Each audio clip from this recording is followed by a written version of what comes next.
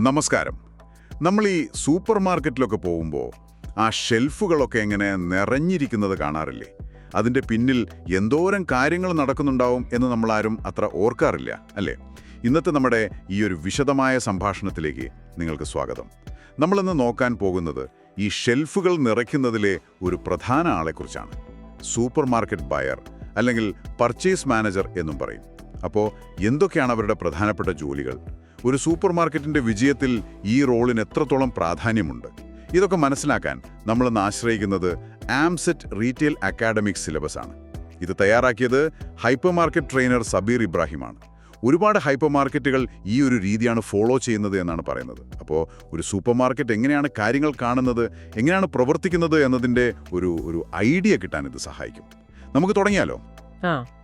അപ്പൊ ആദ്യത്തെ കാര്യം ഉൽപ്പന്നങ്ങൾ തിരഞ്ഞെടുക്കലാണല്ലോ, അല്ലേ? കടയിൽ എന്തൊക്കെ വേണം വേണ്ട എന്ന് തീരുമാനിക്കുന്നത് കേൾക്കുമ്പോൾ ഒരു സിമ്പിൾ പരിപാടിയായിട്ട് തോന്നും. പക്ഷേ അതാണോ സംഭവം? എന്താണ് ഇതിനെ പ്രധാന വെല്ലുവിളി? അല്ല, മാർക്കറ്റിൽ നന്നായിട്ട് വിറ്റുപോകുന്ന സാധനങ്ങൾ, ആളുകൾക്ക് ഇഷ്ടപ്പെട്ടവ, അതൊക്കെ കണ്ടെത്തണം. അതോടൊപ്പം തന്നെ കടയിലേക്കൊരു പുതുമ വേണമല്ലോ. അപ്പോൾ പുതിയ ബ്രാൻഡുകള്, പുതിയ തരം ഉൽപ്പന്നങ്ങൾ, ചിലപ്പോൾ പുതിയ വിതരണക്കാർ, അവരെയൊക്കെ കണ്ടുപിടിച്ചു കൊണ്ടുവരണം. ഏറ്റവും വലിയൊരു ചലഞ്ച് എന്താന്ന് വെച്ചാൽ ഈ കസ്റ്റമേഴ്സിന്റെ താല്പര്യങ്ങൾ ഇങ്ങനെ മാറിക്കൊണ്ടിരിക്കും.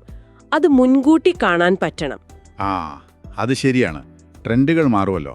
അതെ, ഇന്ന് ചിലപ്പോൾ ഹെൽത്ത് ഫുഡിനായിരിക്കും ഡിമാൻഡ്, നാളെ ചിലപ്പോൾ ഓർഗാനിക് അല്ലെങ്കിൽ നാടൻ സാധനങ്ങൾക്കാവും. ഈ ട്രെൻഡുകളൊക്കെ അറിഞ്ഞ് അതിനനുസരിച്ച് ഷെൽഫ് റെഡിയാക്കണം.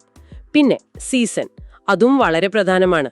ഓണമായാലും ക്രിസ്മസ് ആയാലും അതിൻ്റെ ആവശ്യങ്ങൾക്കനുസരിച്ചുള്ള സ്റ്റോക്ക് കരുതണം. ശരിയായ സാധനം ശരിയായ സമയത്ത് കിട്ടിയില്ലെങ്കിൽ കസ്റ്റമേഴ്സ് ചിലപ്പോൾ വേറെ കടയിൽ പോവും, കച്ചവടം പോവും, അല്ലേ? അതെ തന്നെ, കസ്റ്റമർ സംതൃപ്തിയും പോകും, കച്ചവടവും കുറയും. അപ്പോൾ ഈ ഉപഭോക്താവിൻ്റെ പൾസറിഞ്ഞ് പ്രവർത്തിക്കാനുള്ള കഴിവ്, അത് വളരെ ഇമ്പോർട്ടൻ്റ് ആണ്. ശരി, അപ്പോൾ ഉൽപ്പന്നങ്ങളൊക്കെ തിരഞ്ഞെടുത്തു. ഇനി അടുത്ത ഘട്ടം വിലപേശൽ. അവിടെ എന്തൊക്കെയാണ് ശ്രദ്ധിക്കേണ്ടത്? അതെ, അടുത്ത പ്രധാന പണി അതാണ്. വിലപേശലും ലാഭവിഹിതം ഉറപ്പാക്കലും, അതായത് price negotiation and margin management. ഇവിടെയാണ് ശരിക്കും പറഞ്ഞാൽ ബയ്യറുടെ ആ ഒരു കണക്കും കളിയുമൊക്കെ വരുന്നത്. വിതരണക്കാരുമായിട്ട് സംസാരിച്ച് സാധനങ്ങൾ ഏറ്റവും നല്ല വിലയ്ക്ക് വാങ്ങണം. പക്ഷേ വില കുറച്ചു വാങ്ങുക എന്നത് മാത്രമാണോ ലക്ഷ്യം? അല്ല. നമ്മൾ വാങ്ങുന്ന വില, അതായത് പർച്ചേസ് പ്രൈസ്, പിന്നെ നമ്മളത് വിൽക്കുന്ന വില, റീറ്റെയിൽ സെല്ലിംഗ് പ്രൈസ്, ഇത് രണ്ടും തമ്മിലുള്ള വ്യത്യാസമാണ് കടയുടെ ലാഭം. സ്റ്റോർ മാർജിൻ എന്ന് പറയും. മാർജിൻ നടക്കുമ്പോൾ സ്ഥാപനത്തിന്റെ മൊത്തം ലാഭത്തിൽ വലിയ വ്യത്യാസമുണ്ടാക്കും.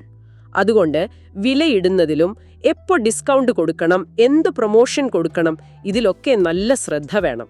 അതായത് ഏറ്റവും കുറഞ്ഞ വിലയ്ക്ക് വാങ്ങണം, അതേസമയം കടയ്ക്ക് നല്ല ലാഭം കിട്ടുകയും വേണം. ഇതൊരു ബാലൻസിംഗ് പരിപാടിയാണല്ലോ. കൃത്യമായി പറഞ്ഞാൽ അത് തന്നെ. ഇതൊരു ബാലൻസിംഗ് ആക്ട് ആണ്. വെറുതെ വില കുറയ്ക്കാൻ വേണ്ടി സപ്ലയറുമായിട്ട് ഉരസുന്നത് ലോങ് റണ്ണിൽ നല്ലതല്ല. നല്ല വില കിട്ടണം, അതോടൊപ്പം വിതരണക്കാരുമായി ഒരു നല്ല പ്രൊഫഷണൽ ബന്ധം, ഒരു പരസ്പര ബഹുമാനമൊക്കെയുള്ള ബന്ധം നിലനിർത്തുകയും വേണം. കാരണം ഈ മാർജിൻ മാനേജ്മെന്റ് എന്ന് പറയുന്നത് സൂപ്പർ മാർക്കറ്റിന്റെ ഫിനാൻഷ്യൽ ഹെൽത്തിന്റെ ഒരു ബേസ് ആണ്. ഇവിടെ എടുക്കുന്ന തീരുമാനങ്ങൾ ഡയറക്റ്റ് ആയിട്ട് ലാഭനഷ്ടത്തെ ബാധിക്കും. ശരിയാണ്. അപ്പോൾ സാധനങ്ങളൊക്കെ വാങ്ങി സ്റ്റോറിലെത്തിച്ചു. അടുത്ത പണി സ്റ്റോക്ക് മാനേജ് ചെയ്യലാണ്. വാങ്ങിവെച്ചാൽ മാത്രം പോരല്ലോ. ഒട്ടും പോരാ. സ്റ്റോക്ക് പ്ലാനിങ്ങും കൺട്രോളും, inventory planning and stock control, ഒരുപക്ഷെ ഇത് ഏറ്റവും കോംപ്ലിക്കേറ്റഡ് ആയ ഉത്തരവാദിത്വങ്ങളിൽ ഒന്നാണ്. പ്രധാനമായിട്ടും 2 പ്രശ്നങ്ങളാണ് നമ്മളിവിടെ ഒഴിവാക്കേണ്ടത്. ഒന്ന്, ഓവർ സ്റ്റോക്ക്, അതായത് ആവശ്യത്തിൽ കൂടുതൽ സ്റ്റോക്ക് വരുന്നത്. സാധനം കെട്ടിക്കിടക്കുക.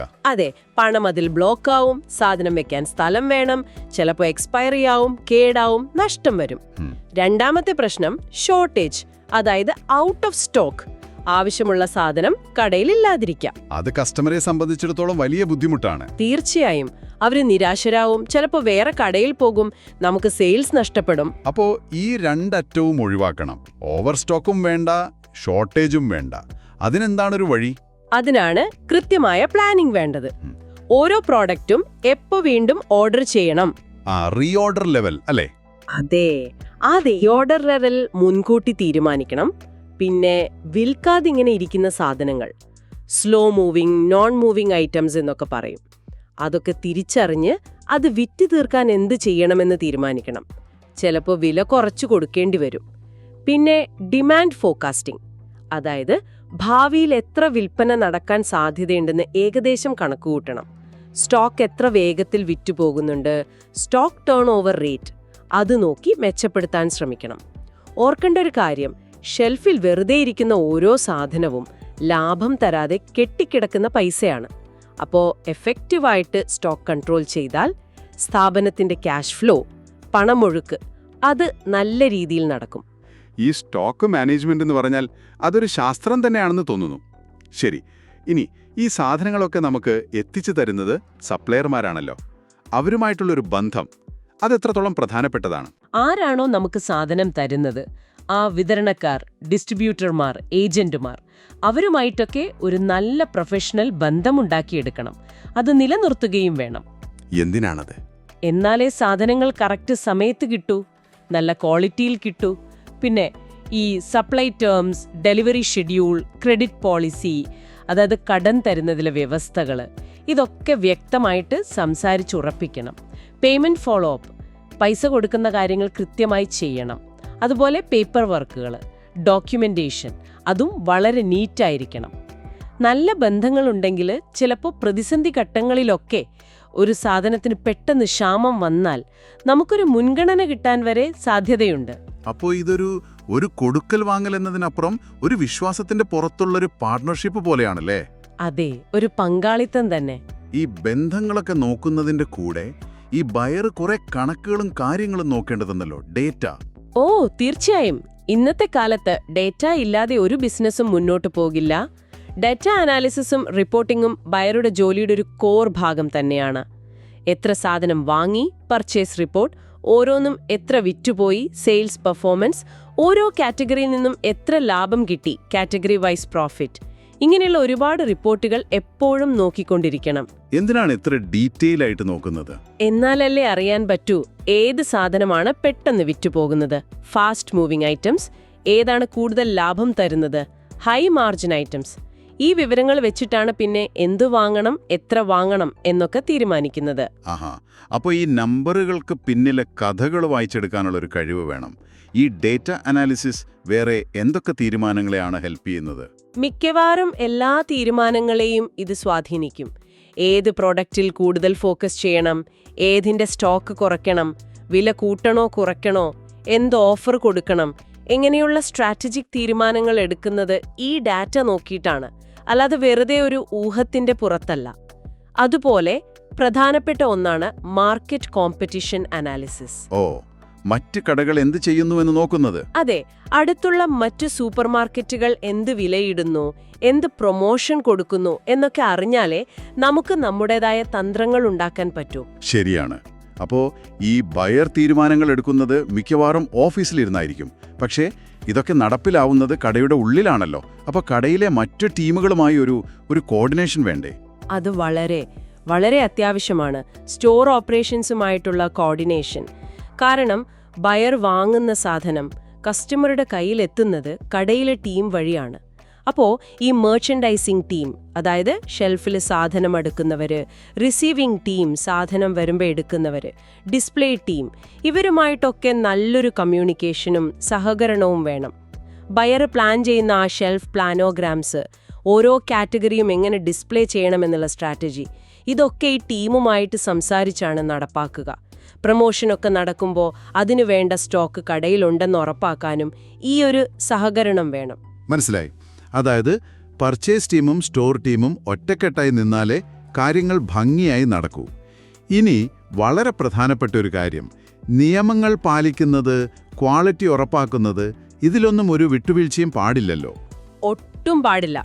കംപ്ലയൻസ് ആൻഡ് ക്വാളിറ്റി കൺട്രോൾ, ഇത് ഏറ്റവും പ്രധാനപ്പെട്ട ഒന്നാണ്, പ്രത്യേകിച്ച് ഫുഡ് ഐറ്റംസ് വിൽക്കുമ്പോൾ. ഭക്ഷ്യസുരക്ഷാ നിയമങ്ങൾ, ഹൈജീൻ സ്റ്റാൻഡേർഡ്സ്, ഇതൊക്കെ കർശനമായിട്ട് പാലിക്കണം. സപ്ലയർമാരും ഇത് പാലിക്കുന്നുണ്ടെന്ന് നമ്മൾ ഉറപ്പാക്കണം. പിന്നെ എക്സ്പയറി കൺട്രോൾ, കാലാവധി കഴിഞ്ഞ സാധനങ്ങൾ ഷെൽഫിലുണ്ടാവാൻ പാടില്ല. വരുന്ന സാധനങ്ങളുടെ ക്വാളിറ്റി ചെക്ക് ചെയ്യണം. ഡോക്യുമെന്റേഷനോ അതും പ്രധാനമല്ലേ? വളരെ പ്രധാനം. എല്ലാ ഇടപാടുകളുടെയും രേഖകൾ കൃത്യമായിരിക്കണം. പർച്ചേസ് ഓർഡർ PO, നമ്മൾ ഓർഡർ കൊടുക്കുന്ന ഡോക്യുമെന്റ്, സാധനം കിട്ടിയെന്ന് ഉറപ്പാക്കുന്ന GRN goods receive note, invoice, return ഉണ്ടെങ്കിൽ ക്രെഡിറ്റ് നോട്ട്, ഇതൊക്കെ വളരെ കൃത്യമായി ഫയൽ ചെയ്ത് സൂക്ഷിക്കണം. നിയമപരമായ ആവശ്യങ്ങൾക്കും ഓഡിറ്റിനുമൊക്കെ ഇത് വേണം. ഉപഭോക്താക്കളുടെ ആരോഗ്യവും വിശ്വാസവുമാണല്ലോ ഏറ്റവും വലുത്.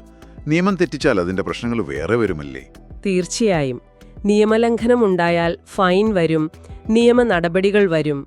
അതിലൊക്കെ ഉപരിയായി സ്ഥാപനത്തിന്റെ പേരിന് ദോഷം വരും, കസ്റ്റമേഴ്സിന്റെ വിശ്വാസം പോകും. ഒരു ചെറിയ പിഴവ് മതി ഉണ്ടാക്കിയെടുത്ത സൽപ്പേര് പോകാൻ. അതുകൊണ്ട് ക്വാളിറ്റിയിലും നിയമം പാലിക്കുന്നതിലും ഒരു കോംപ്രമൈസുമില്ല.